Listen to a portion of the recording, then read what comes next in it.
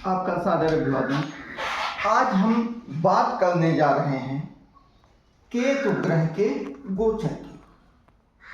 केतु ग्रह 18 मई को सायं लगभग 4 बजे के आसपास सिंह राशि में गोचर करेंगे। अभी तक वो कन्या राशि में थे, कन्या राशि से उनका गोचर होगा सिंह राशि। केतु ग्रह के बारे में थोड़ी सी जानकारी अगर हम आपको दे दें, उसके बाद सभी राशियों के बारे में पड़ने वाले प्रभाव पर बात करें तो शायद आपको समझने में, जानने में आसानी होगी। केतु ग्रह विरक्ति का ग्रह है। जब समुद्र मंथन के समय, अमृत पान के समय विष्णु जी के चक्र से स्वर्भान नाम के राक्षस का गला कटा था, तो सिर वाला हिस्सा राहु कहलाता है और धड़ वाला हिस्सा केतु कहलाता है। केतु विरक्ति का भाव है। केतु डिटैचमेंट का कारक है। राहु जहां अटैचमेंट का कारक है, आपको भ्रम में रखता है, वहीं केतु डिटैचमेंट का कारक है। और जिस भाव में मौजूद होते हैं या जिस भाव पर दृष्टि डालते हैं, वहाँ के चीज़ों की सत्यता को पूर्ण नग्नता से आपको दिखाते हैं। उसके बाद आपका उन कारकत्व से विरक्त मन हो जाता है। यानी मोटी मोटा आप ये जानिए कि राहु जिस केतु ग्रह, केतु देव जिस भाव में बैठते हैं, उस भाव के कारकत्व से आपकी दूरी बना देते हैं। यही इनका फल है और यही इनकी दृष्टियों का भी फल है। केतु देव को धनु राशि में उच्च का माना जाता है। केतु देव को मीन राशि में ये माना जाता है कि उनकी गृह राशि। केतु देव गुरुदेव बृहस्पति के मित्र हैं, मंगल की तरफ फल देते हैं। और सबसे महत्वपूर्ण बात यह है कि चूंकि इनके पास केवल धड़ का हिस्सा है, दिमाग नहीं है, दृष्टि नहीं है, इनके पास दिल होता है। तो जो सबसे महत्वपूर्ण बात यह है कि ये जिस भी ग्रह के साथ बैठते हैं, उस ग्रह की ताकत में 4 गुना वृद्धि कर देते हैं। उस वृद्धि से अब वो ग्रह अगर आपके लिए सकारात्मक हुआ, भाव सकारात्मक हुआ, लग्न और लग्न सकारात्मक हुए, तो मान के चलिए कि उस भाव से होने वाले लाभ या हानि में, अगर सकारात्मक है तो लाभ ही होगा, अगर नकारात्मक है तो हानि होगा, तो उसमें 4 गुना वृद्धि होती। तो आइए इस गोचर का, जो कि 18 मई 2025 को होने जा रहा है, उस गोचर का सभी राशियों पर क्या पड़ेगा प्रभाव। शुरू करते हैं हम मेष राशि से, प्रथम राशि से, जो कि काल पुरुष की कुंडली में प्रथम राशि होती है मेष राशि। मेष राशि से पंचम भाव में गोचर करेंगे केतु देव सिंह राशि। पंचम भाव क्या है? पंचम भाव आपके विद्या का भाव है। पंचम भाव आपके सामान्य विद्या अध्ययन का भाव है। पंचम भाव आपके संतान का भाव है। पंचम भाव आपके प्रेम संबंधों का भाव। यहाँ बैठकर केतु देव इन सब चीजों से आपकी दूरी बनाएंगे। अब क्या करना चाहिए? जो महत्वपूर्ण तथ्य शास्त्रों में बताया गया है कि जिस भाव में केतु देव का गोचर हो उन चीजों के पीछे नहीं भागना चाहिए। मेष राशि के लोग अगर इस समय प्रेम के पीछे भगेंगे, संतान के पीछे भगेंगे, बहुत ज्यादा ताकत विद्या अध्ययन में लगाएंगे, तो किसी न किसी कारण से इन चीजों से दूरी बनती जाएगी।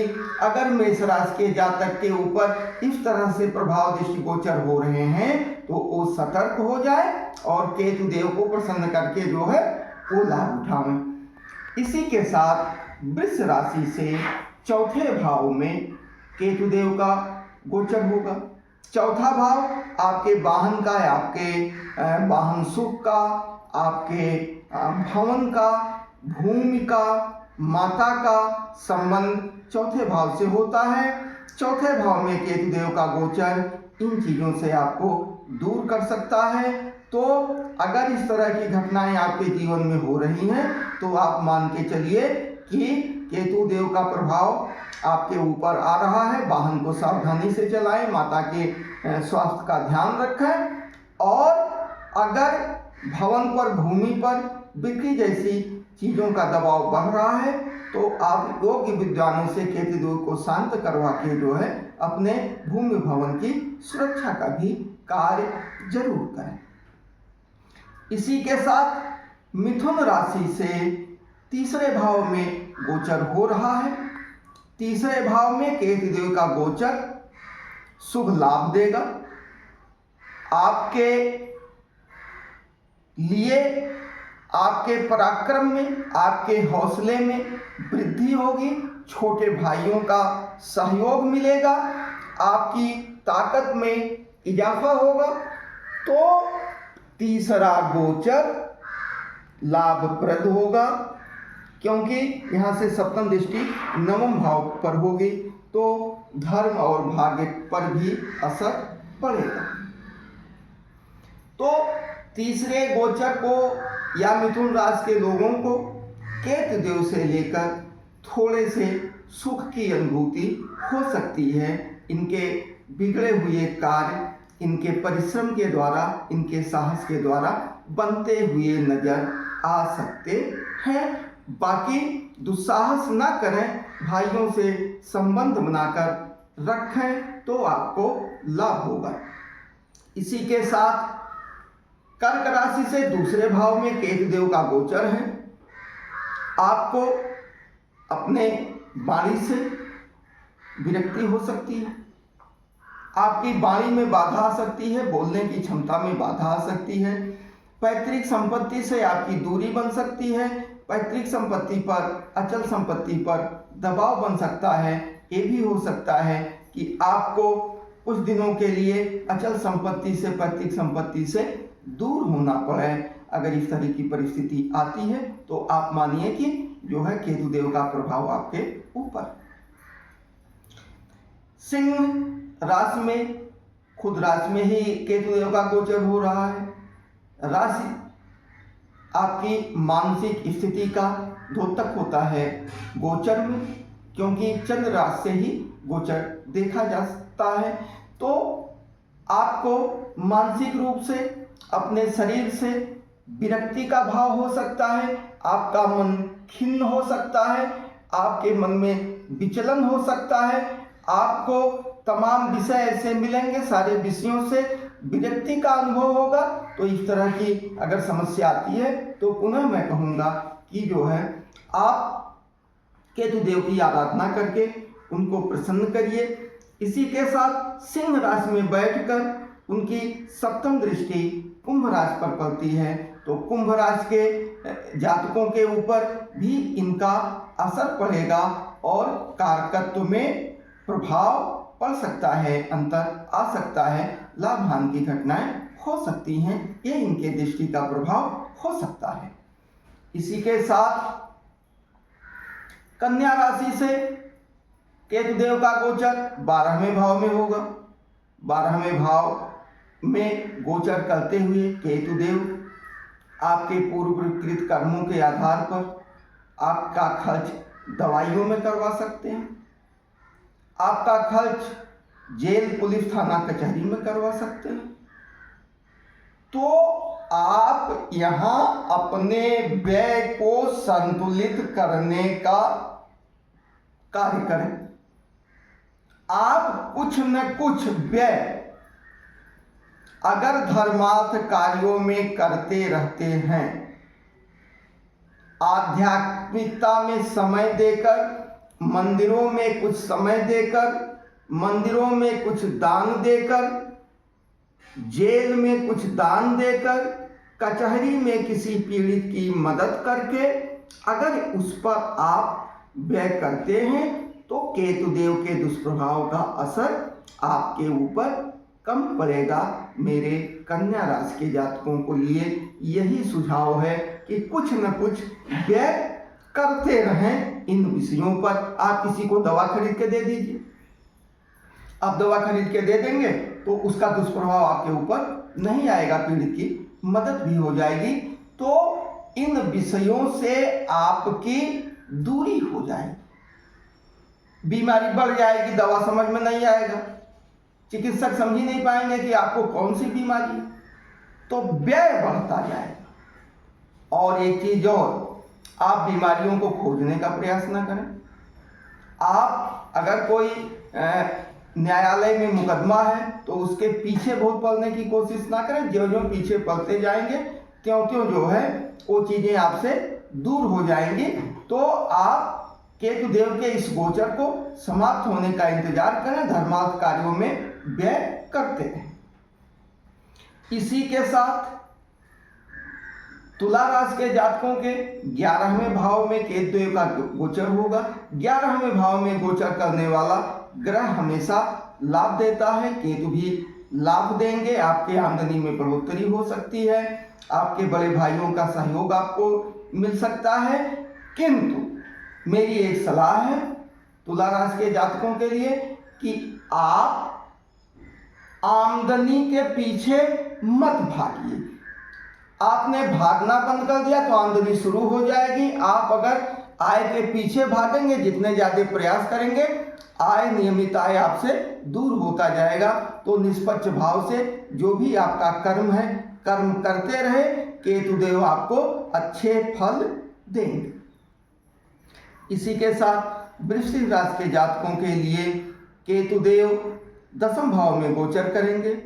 आपको अपने कार्य से विरक्ति हो सकती है, आप अपने स्थान से दूर हटाए जा सकते हैं या स्वतः आप कार्य करना बंद कर सकते हैं। आपकी यश प्रतिष्ठा थोड़ी सी प्रभावित हो सकती है, आपके पिता के स्वास्थ्य में कमी हो सकती है या आपसे दूरी हो सकती है। तो इस तरह की परिस्थितियों में आप किसी चीज़ के पीछे मत भागिए, निष्काम भाव से कर्म करते रहिए, तो सारी चीज़ें धीरे धीरे आपके साथ खड़ी हो जाएंगे। अगर आप बलात् इन चीज़ों के पीछे भागेंगे तो मान के चलिए कि जो है इन चीज़ों से दूरी बढ़ती जाएगी। इसी के साथ धनु राशि के जातकों के लिए 9वें भाव में केतुदेव का गोचर होगा। 9वां भाव धर्म का भाव है, आपके भाग्य का भाव है। तो निश्चित रूप से मान के चलिए कि अड़चन भाग्य भाव में पैदा होगी। आपके बनते हुए कार्य बिगड़ सकते हैं, कार्य बनने में समय लग सकता है, पिता से भी थोड़ी सी दूरी हो सकती है, आपके व्यय आदि में भी उसका इंतजाम करने में समस्या हो सकती है। तो मेरी सलाह है ये है कि आप बहुत ज़्यादा 9वें भाव का जो कारकत्व है उसके पीछे भागने का प्रयास ना करें। इसी के साथ मकर राशि के जातकों के लिए केतुदेव का यह गोचर 8वें भाव में होगा। 8वां भाव अध्यात्म का भाव है। 8वां भाव आपके आकस्मिकता का भाव है, अचानक लाभ और अचानक हानि की स्थिति का भाव है, गूढ़ विद्याओं का भाव है। तो हम मकर राशि के जातकों को सलाह देंगे कि वो निश्चित रूप से इन विषयों पर, इनके पीछे ना भगें। अगर वो शोध में हैं तो शोध का लाभ उनको मिलेगा। अगर वो ज्योतिष क्षेत्र में है तो ज्योतिष क्षेत्र में इस गोचर का लाभ मिलेगा। अगर वो गुप्तचर एजेंसियों में है, जासूसी जैसे कार्य में है, तो इनको सकारात्मक लाभ मिलेंगे। आपके जीवन में, मकर राशि के जातकों, आपके जीवन में आकस्मिक घटनाओं की संभावना इन विषयों को लेकर है। आकस्मिक धन लाभ हो सकता है, आकस्मिक धन हानि हो सकता है। अपने जीवन को लेके सतर्क रहें। अपने जीवन में अगर कोई बीमारी है तो उसकी दवा करें, और नियम, संयम, ध्यान, तप, प्राणायाम के साथ मकर राशि के जातक अगर लगे रहेंगे तो उनको लाभ होगा।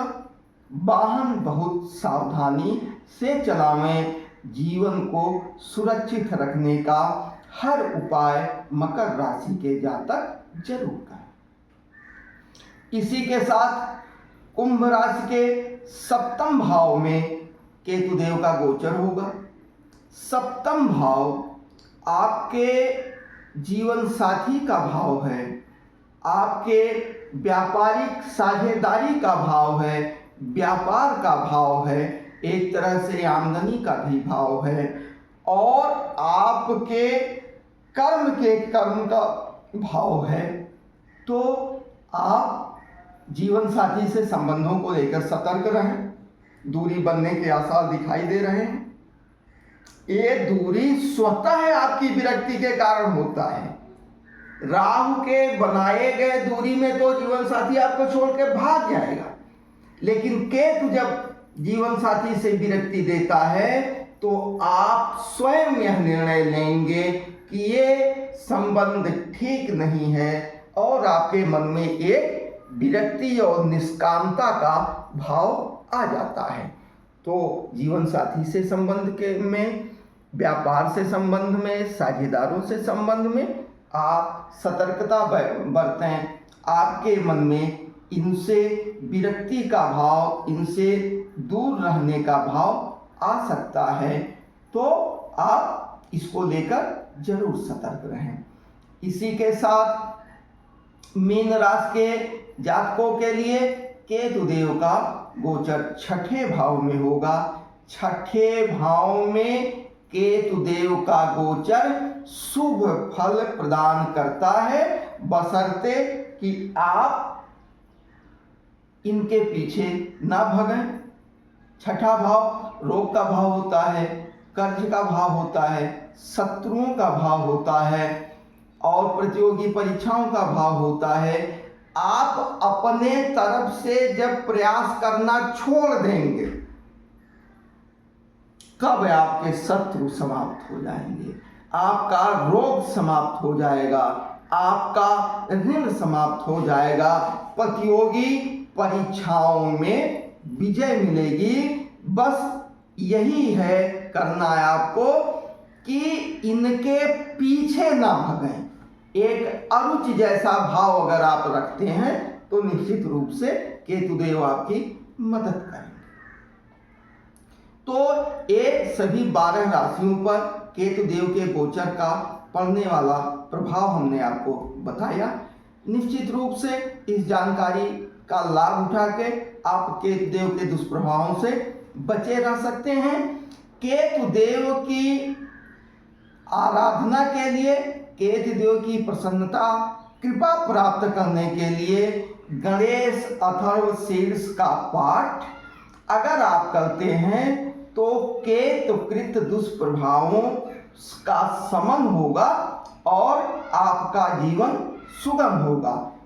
नहीं तो आप गणेश जी के साधारण मंत्र का और केतुदेव के साधारण मंत्र का, उनके आराधना श्लोक का जो है आप नियमित आराधना में प्रयोग कर सकते हैं। आपको लाभ होगा। उन चीज़ों को मैं आपको बता दे रहा हूँ। जैसे गणेश जी की आराधना के लिए सर्व प्रचलित है, सर्व सुलभ है, उसको आप कर सकते हैं। 2 श्लोक मैं आपको बता रहा हूँ। आप ध्यान से सुने। गजाननं भूतिगणाधिसेवितं कपित्थजम्बूफलिचारुभक्षणम् उमासुतं शोकविनाशकारकं नमामि विघ्नेश्वरपादपङ्कजम्। वक्रतुण्ड महाकाय सूर्यकोटिसम्प्रभ निर्विघ्नं कुरु मे देव सर्वकार्येषु सर्वदा। कहीं कहीं सूर्य कोटि संप्रभा है तो कहीं कहीं कोटि कोटि सूर्य कहा गया है। आशय यही है कि करोड़ों करोड़ों सूर्य से भी तेजस्वी गणेश जी हैं। एक सामान्य बीज मंत्र ओम गं गणपते नमः ओम, इनका प्रयोग आप नियमित आराधना में कर सकते हैं। इसी तरह से केतु देव के लिए पलाश पुष्प संकाशम तारिकाग्रहमस्तकं रौद्रम रौद्रात्मकं घोरम तं केतुं प्रणमाम्यहम्। ओम कें केतवे नमः ओम।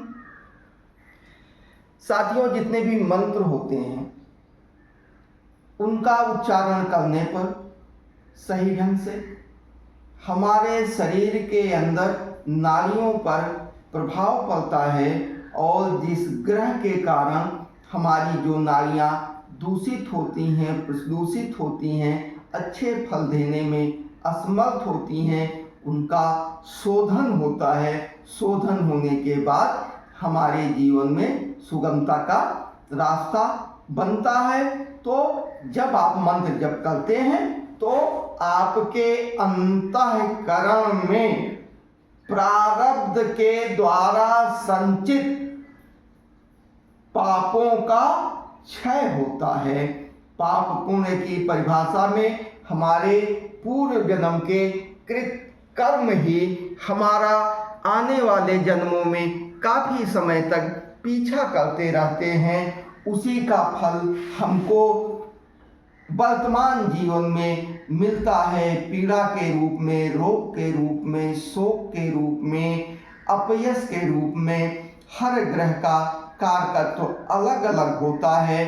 केतु ग्रह का कारकत्व मुख्य रूप से यही है कि जिन भावों में बैठते हैं, जिन भावों को देखते हैं, जातक को वहाँ से दूर करने का प्रयास करते हैं, जातक में विरक्ति का भाव उत्पन्न करते हैं, जातक को सांसारिक मोह माया बंधन से दूर करते हुए, काटते हुए उसकी आत्मा को मोक्ष की तरफ ले जाने का कार्य करते हैं केतुदेव महाराज। तो अगर आप केतुदेव को समझ जाते हैं तो आप भौतिक जीवन में तो उनका लाभ उठा ही सकते हैं, इसमें कोई दो राय नहीं है। इसी के साथ पारलौकिक जीवन के लिए आपका रास्ता सुगम हो जाता है और आप ईश्वर की शरण में पहुंचने में सक्षम हो जाते हैं और जीवन मरण के इस चरण को पार करके आप मोक्ष को प्राप्त कर सकते हैं। मोक्ष दिलाने का कार्य ग्रहों में केतु देव ही करते हैं। जब भी इनकी दृष्टि 12वें भाव पर होती है या ये 12वें भाव में मौजूद होते हैं तो जातक के कृत कर्मों के आधार पर जातक के जीवन मरण के बंधन से दूर हटाने का कार्य करते हैं। तो आप केतुदेव की आराधना करके उनके गोचर का अपने जीवन में सफल लाभ उठा सकते हैं और उनकी प्रसन्नता प्राप्त कर सकते हैं। अगर आपको हमारा ये वीडियो अच्छा लगा हो तो इस तरह की तमाम जानकारियों को भविष्य में प्राप्त करने के लिए जुड़िए हमारे YouTube चैनल राष्ट्रीय जीवन से। इसी के साथ आप सभी का बहुत बहुत धन्यवाद। जय हिंद, जय वैदिक, जय सनातन, जय टेकदेव।